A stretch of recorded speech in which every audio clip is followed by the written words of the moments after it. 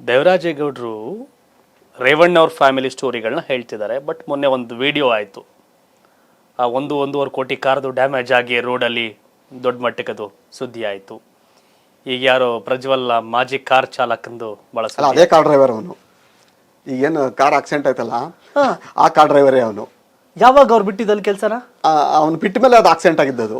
ಬಿಟ್ಟ ಮೇಲೆ ಆಕ್ಸಿಡೆಂಟ್ ಆಗಿ ನೋಡಿ, ಕೆಲವು ವಿಸಲ್ ಕೊಡ್ತೀನಿ ಫೋಟೋಗಳು ನಿಮಗೆ. ಅಲ್ಲಿ ಇವನೇ ಗಾಡಿ ಡೆಲಿವರಿ ತಂದಿರೋದು ಶೋರೂಮ್ ಇಂದ, ಇವನೇ ಪೂಜೆ ಮಾಡಿಸಿರೋದಲ್ಲಿ, ಪ್ರತಿ ಆಯುಧ ಪೂಜೆಯಲ್ಲಿ ಇವರೇ ಪೂಜೆ ಮಾಡಿಸಿರೋದಲ್ಲಿ. ಆ ಕಾರು ಯಾರು ಗಿಫ್ಟ್ ಕೊಟ್ಟರು ಅಂತ ಅದೇ ದೊಡ್ಡ ಯಕ್ಷ ಪ್ರಶ್ನೆ ಅದು.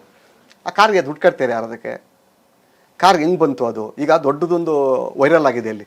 ಆ ಕಾರು ಇವ್ರು ಹೇಳ್ತಾರೆ, ಭಾವನೆ ಅಕ್ಕ ಏನ್ ಹೇಳ್ತಾರೆ ಅಂತಂದ್ರೆ, ನಂದು 1.5 ಕೋಟಿ ರೂಪಾಯಿ ನನ್ ಕಾರು ಅಂತ ಅಕ್ಸೆಪ್ಟ್ ಮಾಡ್ತಾರೆ. ನಾನು ಯಾವಾಗ ಮೀಡಿಯಾ ಮುಂದೆ ನಿಂತ್ಕೊಂಡಲ್ಲಿ ಈ ಕಾರು ಒಂದು ಸಂಸ್ಥೆಯ ಹೆಸರಿನಲ್ಲಿದೆ, ಕಂಪನಿ ಹೆಸರಿನಲ್ಲಿದೆ, ಅಲ್ಲಿ ಅವರೇ ಅಕ್ಸೆಪ್ಟ್ ಮಾಡ್ಕೊಂಡ 1.5 ಕೋಟಿ ರೂಪಾಯಿ ಕಾರ್ ಇದು.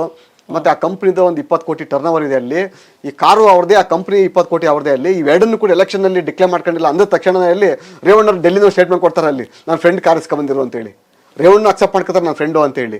ಯಾವ ಫ್ರೆಂಡು ಅಂತ ಅಂದ್ರೆ, ಈ ಕಾರ್ತಿಕ್ ಪ್ರಾಪರ್ಟಿ ಬರ್ಸ್ಕೊಂಡವ್ರಲ್ಲ ಅದೇ ವ್ಯಕ್ತಿ ಆ ಫ್ರೆಂಡು. ಕಾರ್ ಓನರು ಅವರೇಯ, ಕಾರ್ತಿಕ್ ಪ್ರಾಪರ್ಟಿ ಬರ್ಸ್ಕೊಂಡ್ರ ಓನರು ಅವರೇಯ.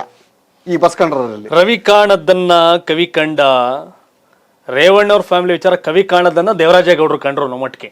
ಈ ಮಟ್ಟಕ್ಕೆ ಹೋಗ್ತಿದಿರಲ್ಲ ಅವ್ರ ಹಿಂದೆಗಡೆ ಟ್ರ್ಯಾಕ್ ಮಾಡಿ. ಸರ್, ನಾನು ಹೋಗ್ತಾ ಇಲ್ಲ.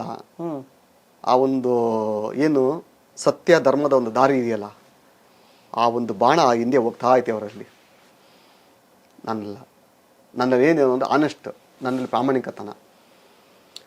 ಸ್ಟಾರ್ಟಿಂಗ್ ಸಂದರ್ಶನ ಶುರುವಾಗ್ಬೇಕಾದ್ರೆ ಹೇಳಿದೆ, ಕರ್ನಾಟಕದ ಸುಬ್ರಹ್ಮಣ್ಯ ಸ್ವಾಮಿ ನಾವು ದೇವರಾಜೇಗೌಡರಿಗೆ ಕರಿಬೋದು ಅಂತ. ಬಿಕಾಸ್ ನನಗೆ ವೈಯಕ್ತಿಕ ಅನಿಸಿಕೆ. ಸರ್, ಒಂದು ಸತ್ಯ ಹೇಳ್ತೀನಿ, ನಾನು ಇವತ್ತು ಸಾಲಗಾರ. ಇವತ್ತು ಚುನಾವಣೆ ನಿಂತ ಮೇಲೆ ನಾನು ಸಾಲಗಾರ. ಇವತ್ತು ಅಂದ್ರೆ ಕೋಟಿಗಟ್ಟಲೆ ಅಸೆಟ್ ಘೋಷಣೆ ಮಾಡ್ಕೊಂಡಿದ್ದೀನಿ.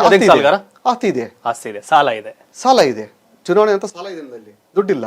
ಆದ್ರೆ ನನಗೆ ಈ ಸಾಲ ತೀಸಿ ಒಂದು 20 ವರ್ಷ ಆರಾಮ್ ಸುಖವಾಗಿರೋಷ್ಟು ದುಡ್ಡು ಕೂಡ ಬರೋಕೆ ನಡೆಯುತ್ತೆ. ನನಗೆ ಸಾಲ ತೀಸಿ ಒಂದು 20 ವರ್ಷ ಆರಾಮಿರೋಷ್ಟು ದುಡ್ಡನ್ನು ಕೊಡಕ್ಕೆ ಯಾರೊಬ್ರು ಮಾತಾಡಿದ ಜೊತೆಯಲ್ಲಿ ಡೀಲ್ ಮಾಡಿದ್ರ? ತುಂಬಾ ಜನ ಮಾತುಕತೆ ಮಾಡಿದ್ರು.